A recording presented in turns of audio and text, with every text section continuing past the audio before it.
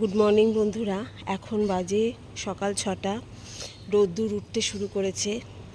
তা আমি তোমাদের আগের পর্বে দেখিয়েছিলাম যে থাইরয়েডের নির্মূল করার একটা খুব ঘরোয়া প্রসেস।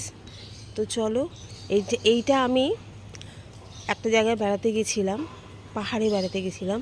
ওই পাহাড়ি এলাকার লোকেরা অনেক সময় তো পাহাড়ি এলাকায় ওরা গাছগাছড়া দিয়েই চালায়। ওদের থেকে শুনেছিলাম যে এই প্রসেসটা করলে থাইরয়েড একেবারে নির্মূল হয়। তা তার থেকেই তোমাদেরকে আমি শেয়ার করছি। তা চলো কিভাবে কি করে।